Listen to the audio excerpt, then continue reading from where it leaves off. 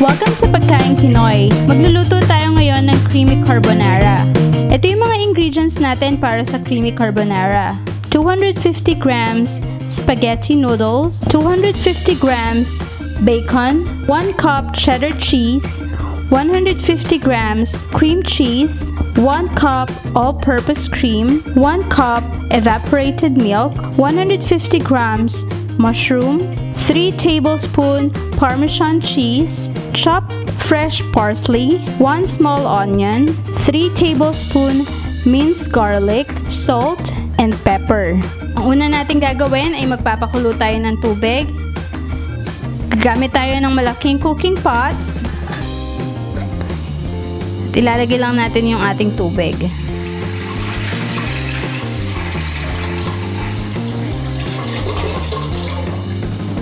Hahayaan natin itong kumulo at kapag kumulo na siya, ilalagay na natin yung ating pasta.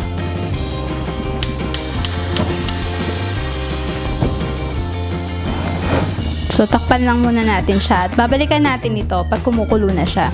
Ngayon, luto na itong pasta natin. So, pwede na nating patayin yung apoy at tatanggalin na natin siya ng tubig.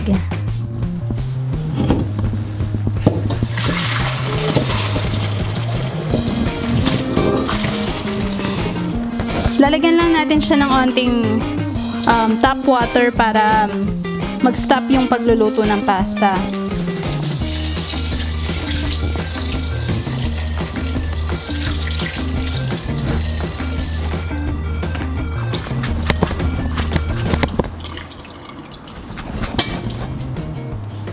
Isa-set natin yung fire into medium heat at gagamit tayo ng kawali. Then, lalagyan natin siya ng onting olive oil.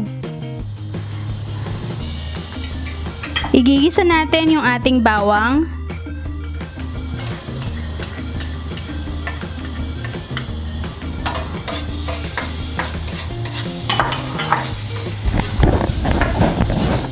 Then, yung ating sibuyas. Hahalu-haluin lang natin ito hanggang sa maluto yung ating bawang at sibuyas. Susunod naman ay ilalagay na natin itong bacon na hiniwa natin. Ngayon ilagay na natin yung ating mushroom.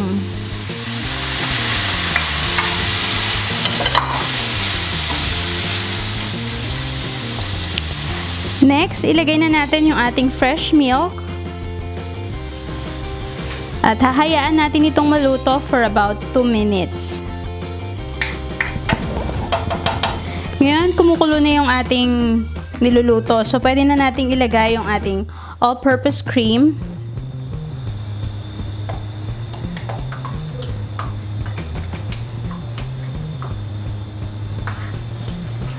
Haluin lang natin. Then, ilagay na natin itong ating cream cheese.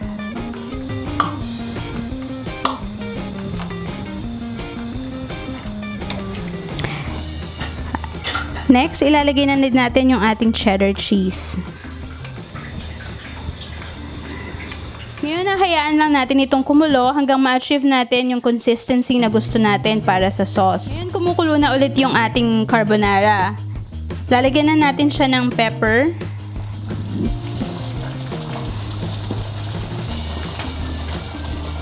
At salt. Haluin lang natin ulit. Then, pwede na nating patayin yung apoy. Masarap tong i-serve habang mainit pa siya. So, ito na yung ating pasta. At lalagyan na natin ng sauce sa ibabaw.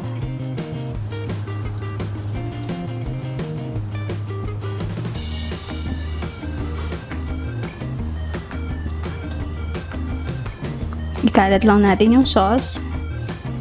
Pwede rin naman na isama na natin agad lahat ng pasta. So, depende na lang sa inyo kung anong gusto nyo. Then, sprinkle lang natin yung ating chopped parsley. Then, yung ating Parmesan cheese. Ito na ang ating final product, ang creamy carbonara. I hope natuto kayo sa pagluluto natin ngayon. Thank you for watching. Please don't forget to share and subscribe for more upcoming Pinoy recipes.